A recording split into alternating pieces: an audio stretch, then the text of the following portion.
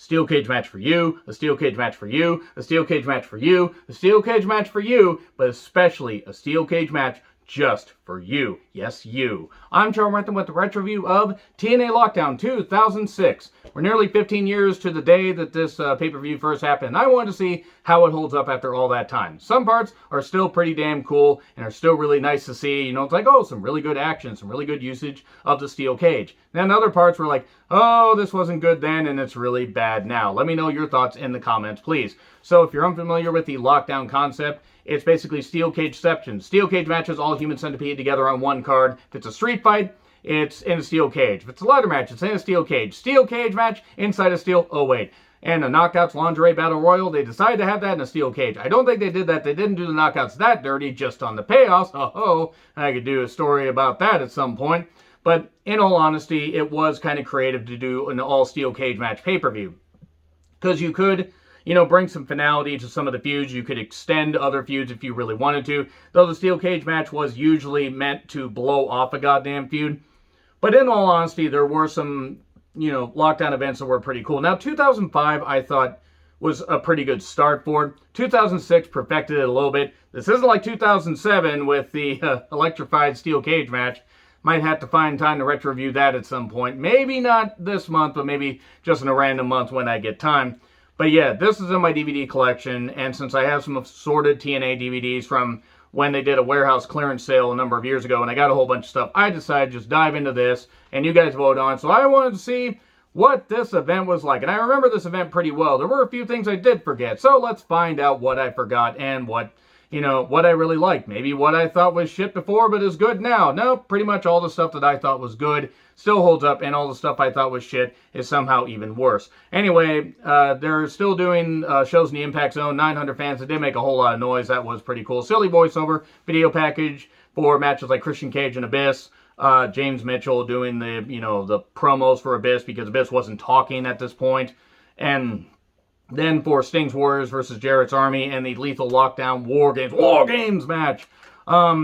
Which, boy, let's dive into that whole, you know, mess a little bit later. But Mike Tenay and Don West on commentary. I really liked them as a commentary duo. I thought they were, you know, they had a lot of energy. Don West, just his exuberance and energy was just great. And Mike Tenay, I think, was a pretty good lead announcer.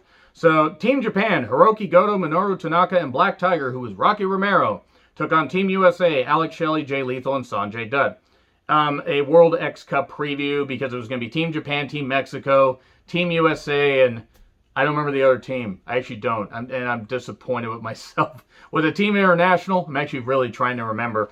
It was cool to see young Hiroki Goto, who I think was on excursion. I think he was still a young lion at this point.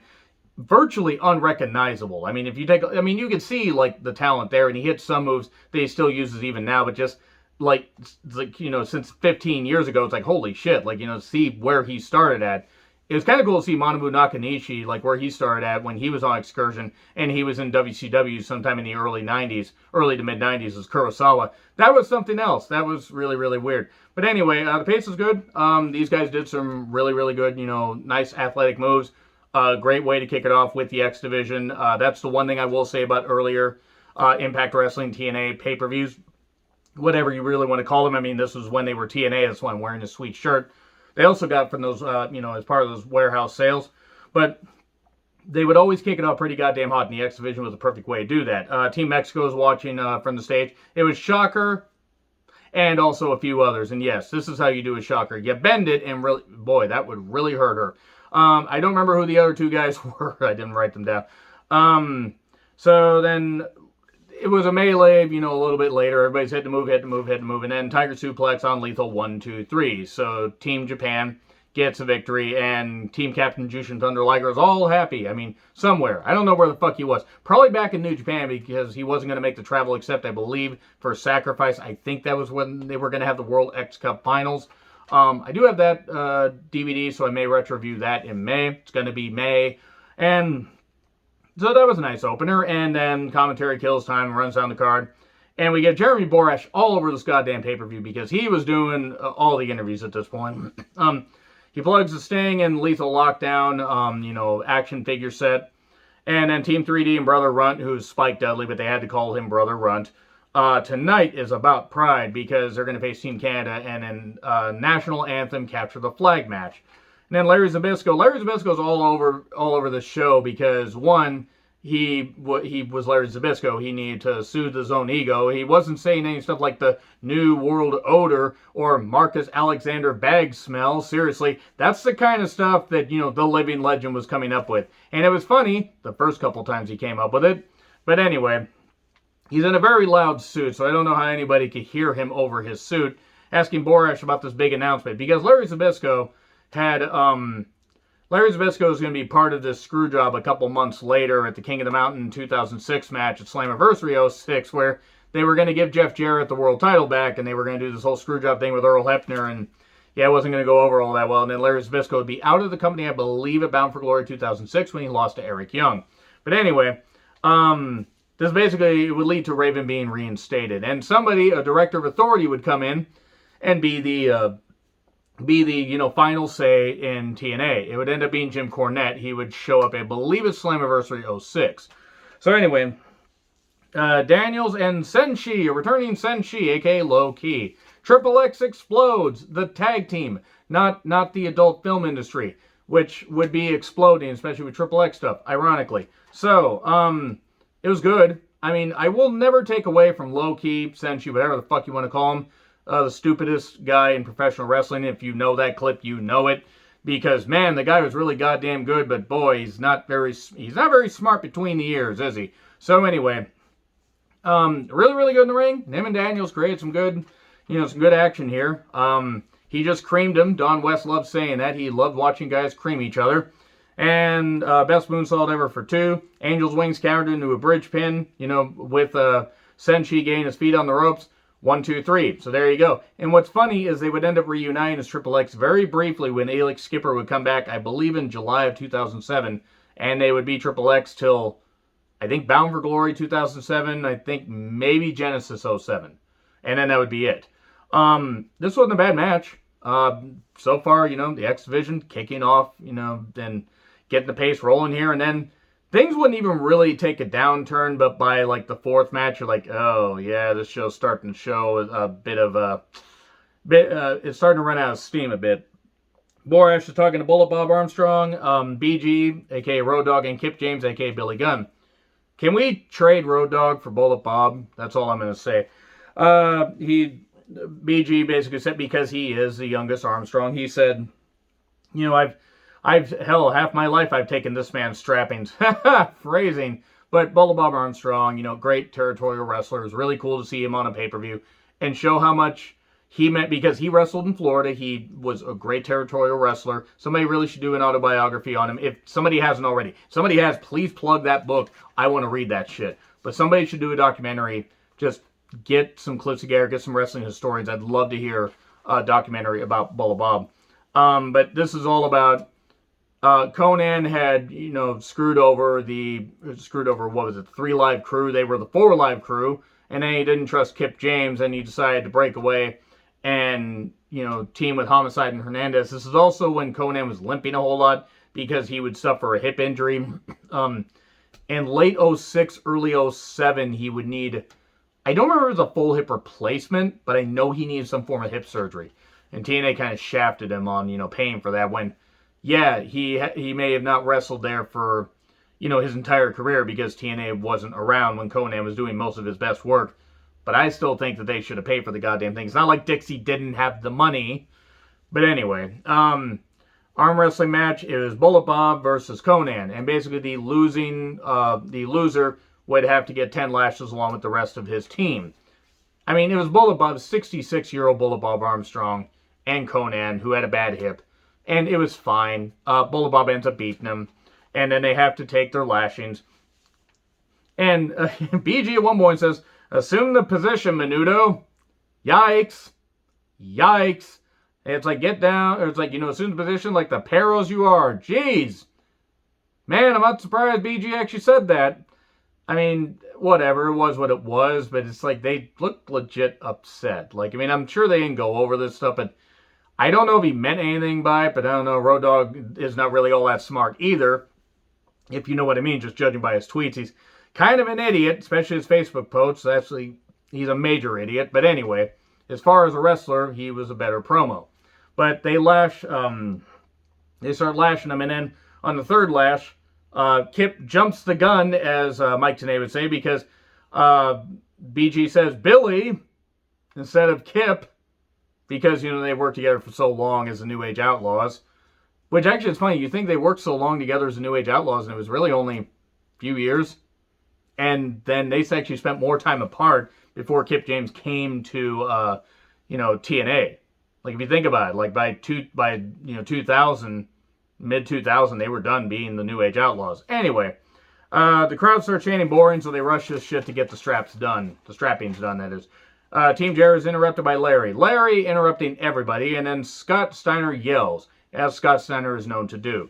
And X Division escape match. Man, they just got everybody in the goddamn X Division here. So we get Elix Skipper with Simon Diamond. This is when Skipper and David Young, I believe, were part of the Diamonds in the Rough. Diamonds in the Rough. The Rough. It's like a trough. No, Diamonds in the Rough. Elix Skipper, vastly underappreciated. I did not realize when he got into WCW that he was in his 30s. I did not realize that. I did not realize when he retired he was 42. He looked like he was about 20. And he moved so goddamn well. I mean, he moved with fluidity. The great moments he created in TNA. And I mean, he had some cool moments in WCW, like later WCW. He was one of the bright spots of late WCW, which there weren't a lot of them. But Elix Skipper was. Anyway, it's Elix Skipper. Petey Williams was Coach Scott D'Amore. Thank God they would break up Team Canada soon after this.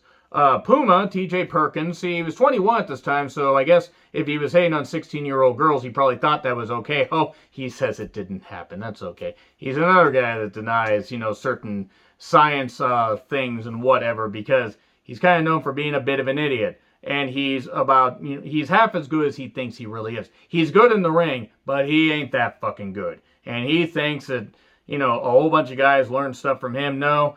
He's lucky to have ever been allowed in wrestling, because realistically he wasn't really worth the investment. And the fact that he was the inaugural WWE Cruiserweight champion as far as that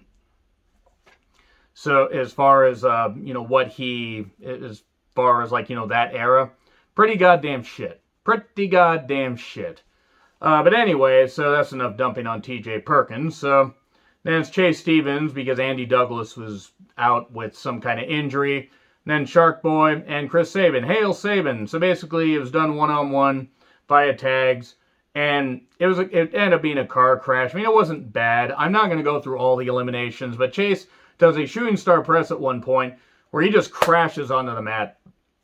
He ends up missing everybody. Everybody tries to catch him. And then people either got cold feet or Chase just hit wrong. And he ended up, boom, that's it. It just didn't work at all. It goes down to Sabin and Williams. Williams lands on Scott D'Amore's shoulders, and then Sabin drops down to get the victory. There you go. So then Borash interviews James Mitchell and Abyss. When you are on the hunt for a monster, you should make sure that you don't become a monster yourself. Famous last words. Maybe? And then we get Samoa Joe versus Sabu. Exhibition title. So Sabu had his 16-bit Genesis theme. Seriously, listen to that theme. It's ridiculous. And Sabu had a broken arm. He bled. This was not good. Sabu didn't even really do that much because he was Sabu and he couldn't really do much. You take the weapons away from Sabu, he couldn't do much. They missed the boat with Samoa Joe. They really did. They waited too long to make him TNA champion. And then they didn't utilize him all that well in that feud with Booker T and stuff like that. But anyway, chair shot, muscle buster, 1, 2, 3. Sabu would not tap out to Samoa Joe, but he tapped out to John Cena a few months later when he went to WWE. Granted, he probably got paid a whole lot more, but still. So then we get an Anthem capture the flag match. Whoever captured the flag for their team gets their anthem played. Team 3D versus Team Canada. Team Canada was Rude, Young, who was in a scaredy cat phase, and A1, not the barbecue sauce. Eric Young and Runt were, guarding the flags at first. This was not good at all. They usually had good matches. This was not one of them. We get a ref bump. The flag is gotten. The flag got. And then Team 3D ends up, getting the flag stolen from them, put back up. And then they hit a 3D on Rude. Runt got bombed into the cage at one point. And EY goes through a table. 3D to Rude, like I said. Flag gotten. Anthem plays. Crowd sings along. Poorly because Florida. And that's really it. Chrissy Hemme shows up to a major pop, because Chrissy Hemme is a beautiful woman. And she hands a note to Mike Tenay, and Don West practically creams himself. That's not even a line. Listen to how Don West talks. Anyway, everyone in management will be held accountable for their actions. Someone will be appointed to oversee all this stuff. Zbyszko is upset. What the hell is going on? Raven gets reinstated. Raven chases Larry around there. Basically, Raven could have done this, blindfolded and just listened for Larry's suit, because it was louder than anybody in the goddamn stadium. Well, stadium. Little, sound stage. Would have been hilarious if they tried to run a stadium at this point. So anyway, Abyss with James Mitchell versus Christian Cage, NWA title match. I should say, by the way, about that Larry Raven thing, that was bad. That was really bad. Raven and Larry Zbyszko just... That feud wouldn't have worked in '96, and it didn't work now. Or it didn't work at this point. Abyss and Christian Cage, NWA title match. Basically, Abyss had done a home invasion thing and attacked Christian. Tried to drown him in a pool. Okay, whatever. Christian attacks Abyss during his entrance, because Abyss tries to get at him, but Christian just gloms him. They battle into the crowd. They battle outside for 5 goddamn minutes. It's kind of like what they did with Abyss and AJ Styles, except that match was better. Christian was a better heel than he was a babyface, at least in TNA, in my opinion. He was good to root for. Do not get me wrong. But this is a good big man, small man match. We get a ref bump later. Kill switch. I call it the kill switch. It's the unprettier here, but the kill switch is better. For 2. Frog splash out the top for 2, because the referee couldn't quite get there and Christian was hurting. Then we get more tacks out. We get the ref choke slammed into the cage. We get a bomb into the tacks, but a 2 because a new ref, Slick Johnson. That ref that does all the weird animated things where it's like he's having a seizure. I mean, and not even like, a medical type, like he just literally is having some issue. Not like he can't help it. There's just something wrong with the guy. It's like his testicles are being electrocuted. So, Black Hole Slam for 2. And then we get more tacks. Kill switch on the tacks for 3. But then Cage gets greedy and tries to attack James Mitchell in the cage. And then gets chain punched, and then he gets hung. Christian hanging from a cage. I worked hard on that pun. No, I didn't. And then Mitchell hands him the title, says, "This is yours." About 6 months off, buddy. He would actually, no, 7 months. He would win at Genesis 2006. Been a weird time for that. And then I believe Christian and Abyss would have a Full Metal Mayhem match to determine who would be the champion, even though Christian was the champion. So anyway, they love to do that with titles. So, Jarrett's Army, Jeff Jarrett, Scott Steiner, and AMW, not the root beer, Cowboy James Storm, and Wildcat Chris Harris. Poor Chris Harris. Braden Walker. Anyway, Gail and Jackie Gata are at ringside, because Jackie Gata was subservient, even though she at first wasn't subservient. This is when Gail Kim was not utilized all that great. Gail Kim was a great wrestler and was used a lot better in Impact, but they didn't know what they were doing with the women at this point. Versus Sting's Warriors. Sting, Styles, Rhino, and Ron the Truth Killings, who had the What's Up theme for his, entrance. And it was weird, because I actually forgot he had that in TNA. Anyway, Lethal Lockdown. So it's War Games, basically. 5-minute start period, 2-minute intervals. Heels won the coin toss. Ow. Anyway, yeah, so that's basically it. And then AJ Styles and Chris Harris, almost like Chris Styles. It's not like Harry Styles. They basically start off, and everybody's bleeding. Well, at least half the people are bleeding by the end of this thing. James Storm comes out next. And, this was good stuff. I mean, at first it wasn't that bad. Then it got messy by the end. Because it was a it was a one-cage match. You got 8 guys. And then they introduced weapons at the end. So anyway, Rhino comes out next. He rushes in. He has to kind of stop himself because it's a short stage and you almost hit that. Jarrett comes out next, and then Rhino rushes him to attack those Styles. And then Ron Killings comes out next. So then we had a Tower of Doom spot. Ooh, Tower of Doom. Even back then, it was overdone. And then we get Scott Steiner coming out, last for the heels, which is smart because he really didn't have that much left at this point. This is pre-math promo, Scott Steiner math promo.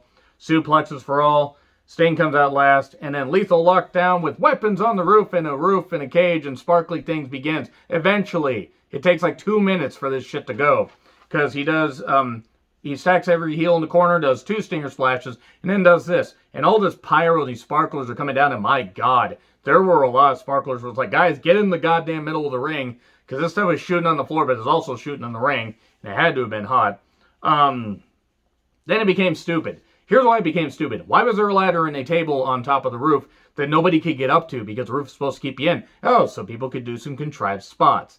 Now, yes, there were some cool spots. You had guitars and a bat, and you had Styles up there with James Storm, and he got up on a ladder that wasn't all that sturdy, dangerous, and then he got up on the lighting truss that nearly came down and hit Storm with a splash through a table. So they're out. And Scott's looking up at all this like, glad I don't do that shit.